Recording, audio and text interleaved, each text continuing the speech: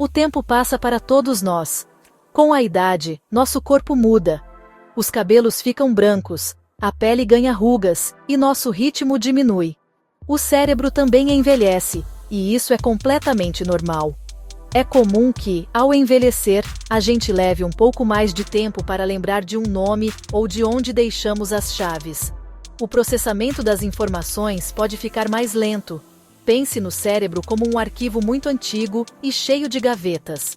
Às vezes, para encontrar um documento específico, precisamos de mais tempo para procurar na gaveta certa. Isso não significa que o arquivo está estragado, apenas que ele está mais cheio e organizado de uma forma diferente. Essas pequenas falhas de memória são parte do processo natural.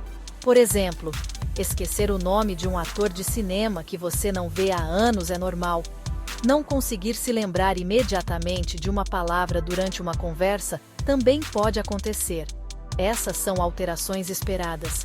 O importante é que, depois de um tempo, a informação geralmente volta. Essas dificuldades não atrapalham de forma significativa a vida diária.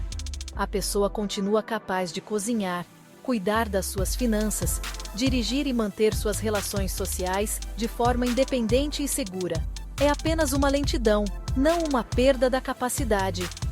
O sinal de alerta acende quando o esquecimento começa a ser diferente. Quando ele se torna frequente e grave, a ponto de interferir nas atividades do dia a dia, aí a história muda.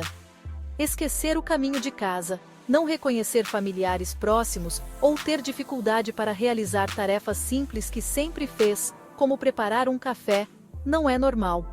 Isso pode indicar uma doença neurológica, como a demência. A diferença fundamental está no impacto. Um esquecimento normal é um incômodo. Um esquecimento causado por uma doença é incapacitante. É a diferença entre não lembrar onde estacionou o carro e esquecer para que serve um carro. Portanto, é crucial entender essa distinção. O envelhecimento traz consigo uma diminuição natural da velocidade do raciocínio, mas não uma perda da habilidade de raciocinar. É como um computador mais antigo que ainda funciona perfeitamente, mas demora um pouco mais para abrir os programas.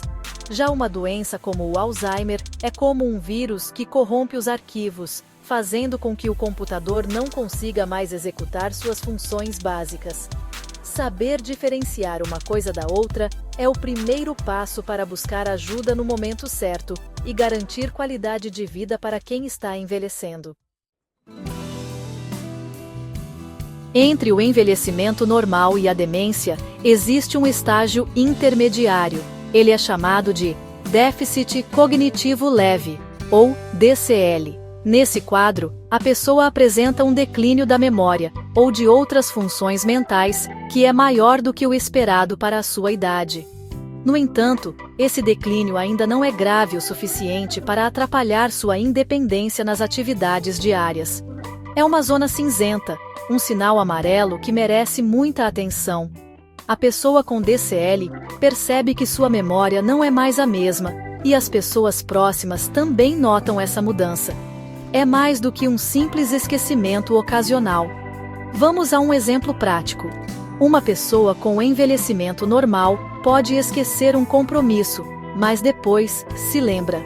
Alguém com DCL esquece compromissos com mais frequência e pode precisar de lembretes constantes, como anotações em calendários ou alarmes no celular, para conseguir gerenciar sua rotina. Ela pode ter dificuldade para encontrar as palavras certas em uma conversa com mais frequência, mas ainda consegue se comunicar. Ela consegue pagar suas contas, mas talvez precise de mais concentração para não cometer erros. É um estado de alerta, pois uma parte das pessoas com DCL pode evoluir para a demência. A demência, por outro lado, é um passo além. É um termo geral para um conjunto de sintomas causados por doenças que afetam o cérebro. A característica principal da demência é um declínio cognitivo grave o suficiente para interferir na capacidade da pessoa de viver de forma independente. O esquecimento aqui é profundo. A pessoa pode esquecer eventos recentes importantes, como a visita de um filho no dia anterior. Ela pode se perder em lugares familiares, como o próprio bairro. Tarefas que antes eram automáticas, como se vestir ou cozinhar, tornam-se um grande desafio. A capacidade de julgamento fica comprometida. Para ilustrar a diferença, uma pessoa com DCL pode precisar de uma lista de compras para não esquecer nada no supermercado. Já uma pessoa com demência pode ir ao supermercado e não saber o que fazer lá dentro, ou comprar itens inadequados, ou até mesmo esquecer como se paga pelas compras. A demência afeta não apenas a memória, mas também a linguagem, a capacidade de resolver problemas e o comportamento. É uma condição progressiva que exige cuidados e acompanhamento constantes, pois a pessoa perde gradualmente sua autonomia. Identificar esses sinais cedo é fundamental para planejar o cuidado. Quando falamos de demência, a doença de Alzheimer é a causa mais comum. Ela é uma doença progressiva que destrói lentamente a memória e outras funções mentais importantes. No início, os sintomas podem ser sutis. O principal sinal é a perda de memória recente. A pessoa começa a repetir as mesmas perguntas várias vezes, esquece conversas que acabaram de acontecer e coloca objetos em lugares estranhos, como guardar o controle remoto na geladeira. Com o tempo, a doença avança e afeta outras áreas. A capacidade de planejar e seguir instruções simples fica comprometida. Fazer uma receita de bolo, por exemplo, torna-se uma tarefa impossível. Outros sintomas do Alzheimer incluem Media Group, idoso perdido ou desorientado em ambiente familiar, idoso lutando para se comunicar com o cuidador, idoso apresentando mudança de humor acompanhado por familiar preocupado, Stock, Distribute Equally, a desorientação no tempo e no espaço, dificuldade para encontrar palavras e construir frases coerentes, mudanças de humor e de comportamento, como apatia, desconfiança, agitação ou agressividade. Os fatores de risco para o Alzheimer incluem Media Group, grupo de idosos ativos em parque comparado com idoso sedentário assistindo TV, idoso comendo fast food, idoso conversando sobre histórico familiar com médico a Stock ou a Distribute Equally, idade avançada, histórico familiar da doença, fatores de estilo de vida, como sedentarismo e dieta inadequada. O diagnóstico é feito por um médico, com base na avaliação clínica, testes neuropsicológicos e exames de imagem do cérebro. Outra doença neurológica comum em idosos é a doença de Parkinson. Diferente do Alzheimer, cujos primeiros sintomas são cognitivos, o Parkinson geralmente começa com sintomas motores. O mais conhecido é o tremor de repouso, que geralmente começa em uma das mãos. É aquele tremor que acontece quando a mão está parada e melhora com o movimento. Outros sinais motores importantes são Media Group, idoso com dificuldade para esticar braço, idoso com movimentos lentos sendo ajudado a se levantar, idoso tentando andar lentamente com a ajuda e Stock Distribute Equally, a rigidez muscular, que deixa os membros duros e com pouca flexibilidade, a bradicinesia, que é a lentidão dos movimentos. Tarefas simples como abotoar uma camisa ou escrever se tornam lentas e difíceis. A pessoa pode ter uma face com pouca expressão, chamada de faces em máscara. Embora o Parkinson seja conhecido pelos sintomas motores, ele também pode causar alterações cognitivas e demência em estágios mais avançados. A pessoa pode desenvolver Media Group, idoso esquecendo compromissos, idoso com dificuldade de concentração ao jogar cartas, idoso sendo auxiliado por cuidador em atividades que exigem planejamento, Stock Distribute Equally, problemas de memória, dificuldade de atenção e planejamento. Depressão e ansiedade também são sintomas não motores muito frequentes. Os fatores de risco incluem Media Group, idoso em consulta falando sobre histórico familiar, idoso em ambiente rural exposto a pesticidas, idosos de diferentes idades em clínica para avaliação de risco Stock Distribute Equally, idade, histórico familiar, em alguns casos, exposição a certas toxinas ambientais. O diagnóstico do Parkinson também é clínico, feito por um neurologista a partir da observação dos sintomas característicos.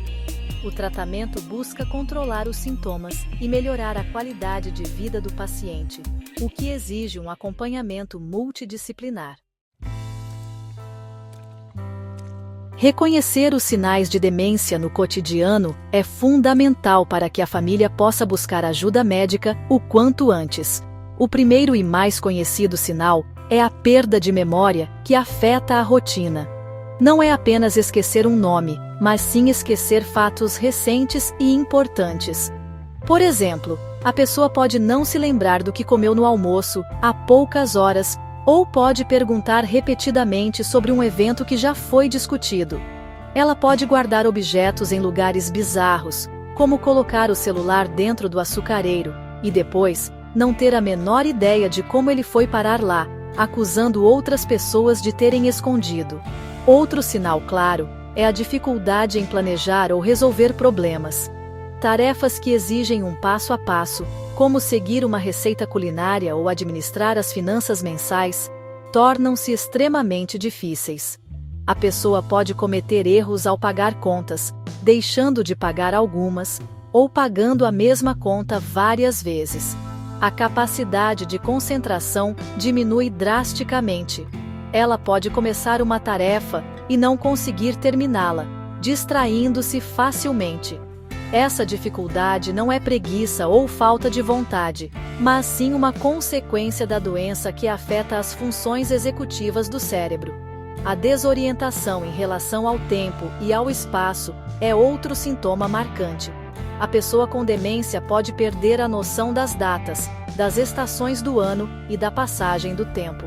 Ela pode acordar no meio da noite, achando que é hora de ir trabalhar, mesmo estando aposentada há anos. Perder-se em locais familiares é muito comum. Ela pode sair para ir à padaria na esquina de casa e não conseguir encontrar o caminho de volta. Essa desorientação pode ser muito angustiante e perigosa, aumentando o risco de que a pessoa se perca ou sofra acidentes. Por fim, as alterações de comportamento e de humor são sinais que frequentemente causam grande sofrimento para a família. A pessoa pode se tornar apática, perdendo o interesse em atividades e hobbies que antes amava. Ou, ao contrário, pode ficar agitada, inquieta e até agressiva sem motivo aparente. Desconfiança excessiva, especialmente com cuidadores e familiares, também pode surgir.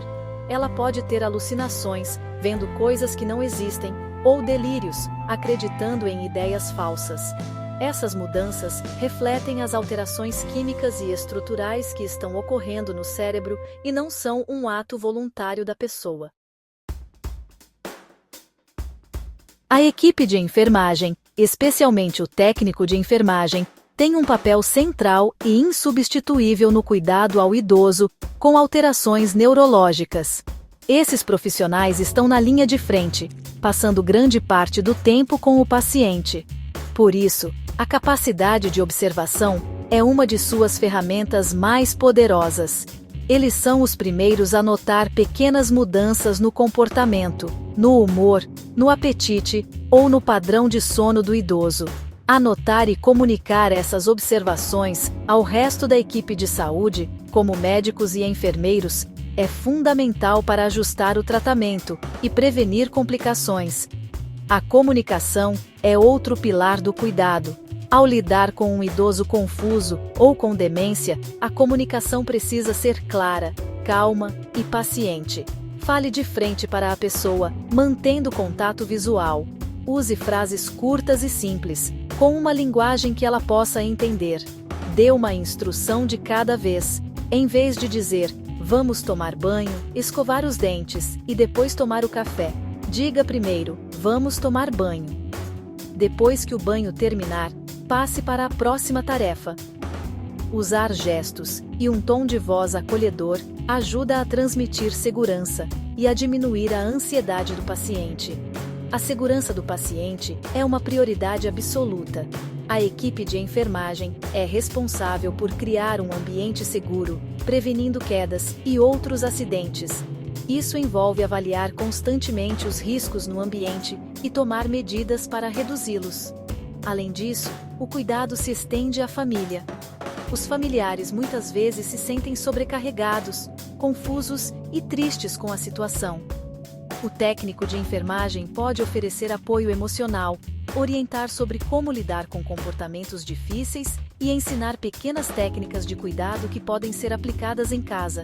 Ser essa ponte de confiança entre a equipe, o paciente e a família faz toda a diferença. O apoio para a adesão ao tratamento é outra função crucial. Muitas vezes, o idoso com demência pode se recusar a tomar a medicação ou a participar de terapias. A equipe de enfermagem utiliza estratégias de persuasão gentis, explicando a importância do tratamento de forma simples e associando a medicação a uma rotina agradável, como junto a uma refeição. Eles também monitoram os efeitos dos medicamentos, observando se há melhora dos sintomas ou o surgimento de efeitos colaterais. Esse trabalho diário, feito com empatia e técnica, é o que garante a dignidade e a qualidade de vida do idoso. Administrar a medicação de um idoso, especialmente aquele com déficit cognitivo, é uma das tarefas de maior responsabilidade no cuidado diário. A organização é o primeiro passo para evitar erros. O ideal é usar caixas organizadoras de pílulas, separadas por dias da semana e horários, como manhã, tarde e noite. Isso ajuda tanto o cuidador quanto o próprio idoso, se ele ainda tiver alguma autonomia, a visualizar se o remédio já foi tomado. Sempre confira a prescrição médica antes de organizar os comprimidos. Qualquer dúvida sobre a dosagem, o horário ou o nome do medicamento deve ser esclarecida com o médico ou farmacêutico. A administração correta é crucial. Verifique sempre o nome do paciente, o nome do remédio, a dose, a via de administração, seja oral, tópica, enfim, e o horário certo antes de entregar a medicação. É a regra dos 5 certos da enfermagem. Ofereça o remédio com um copo de água e certifique-se de que o idoso engoliu o comprimido. Alguns pacientes, por confusão ou desconfiança, podem esconder o comprimido na boca para cuspir depois.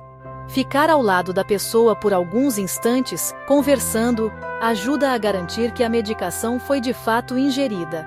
Nunca se refira ao remédio como doce ou bala para convencer a pessoa a tomar. O registro cuidadoso de cada dose administrada é fundamental.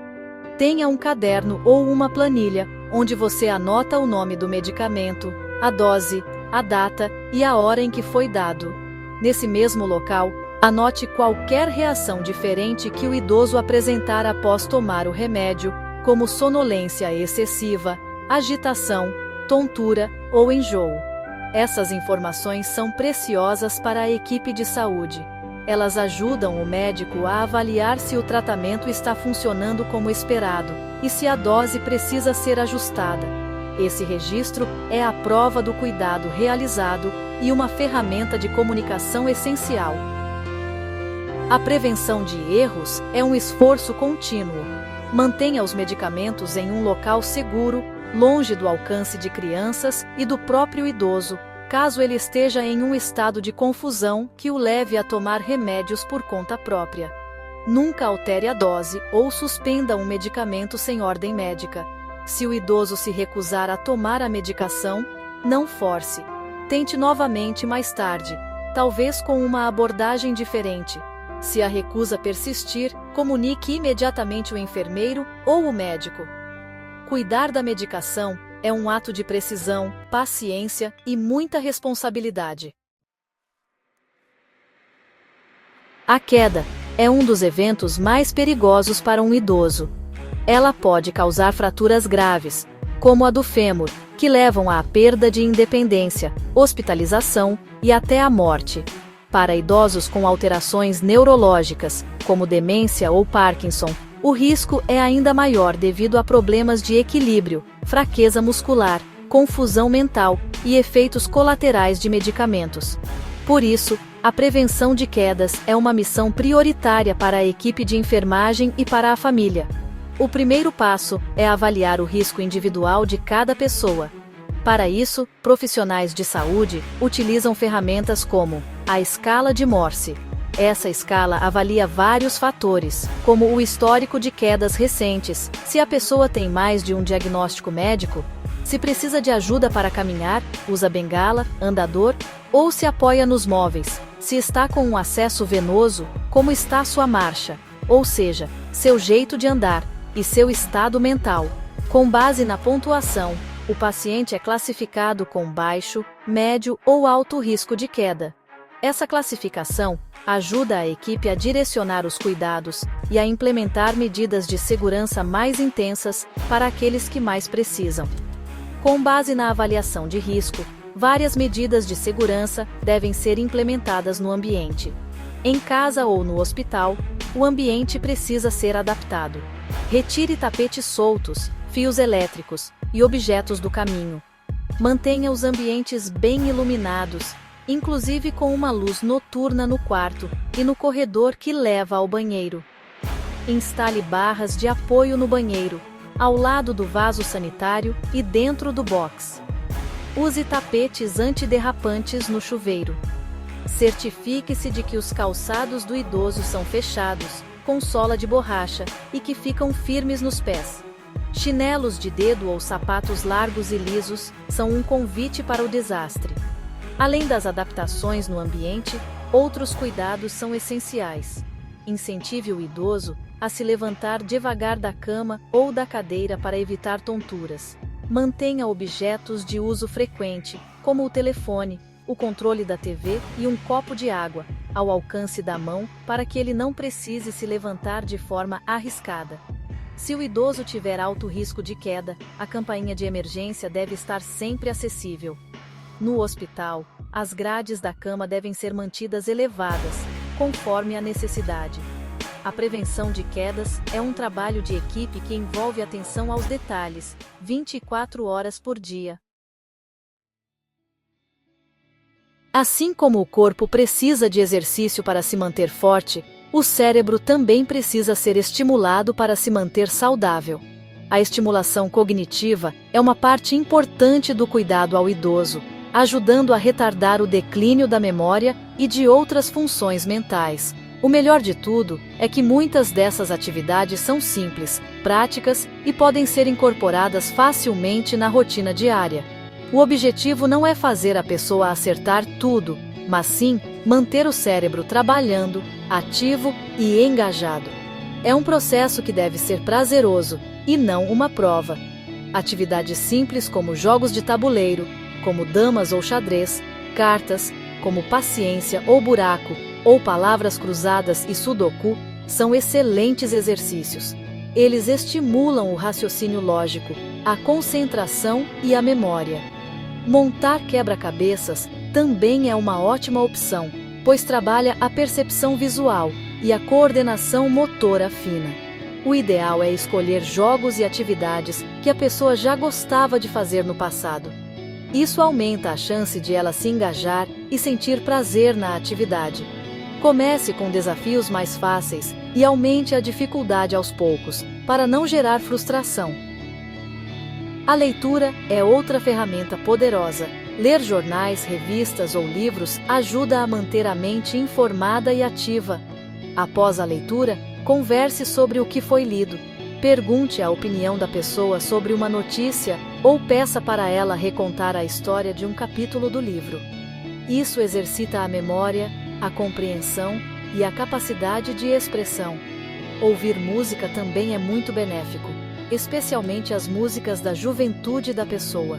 Cantar junto, ou simplesmente conversar sobre as lembranças que a música traz, é uma forma maravilhosa de estimular a memória afetiva e fortalecer os laços.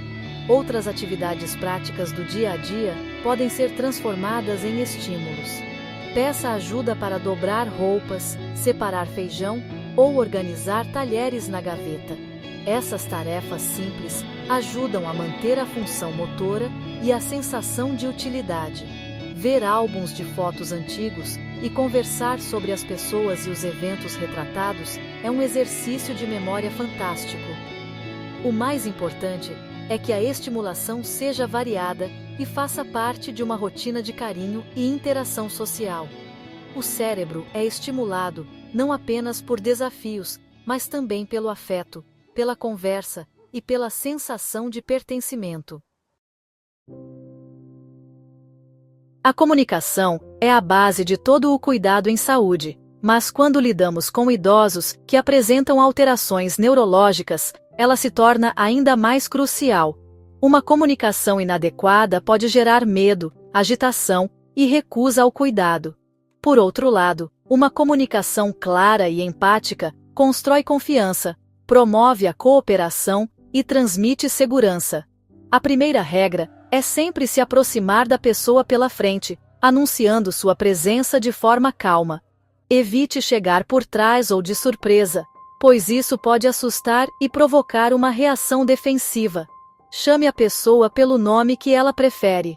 O contato visual é fundamental. Posicione-se na altura dos olhos da pessoa. Se ela estiver sentada, sente-se também. Isso demonstra respeito e facilita a leitura das suas expressões faciais. Fale de forma clara e pausada, usando um tom de voz suave, mas firme. Não adianta gritar, pois o problema geralmente não é de audição, mas sim de processamento da informação. Use frases curtas e diretas, em vez de uma frase complexa como: depois que você terminar o seu lanche, nós vamos para o quarto para que você possa tomar o seu remédio da tarde. Divida a informação. Diga apenas: vamos tomar um lanche gostoso.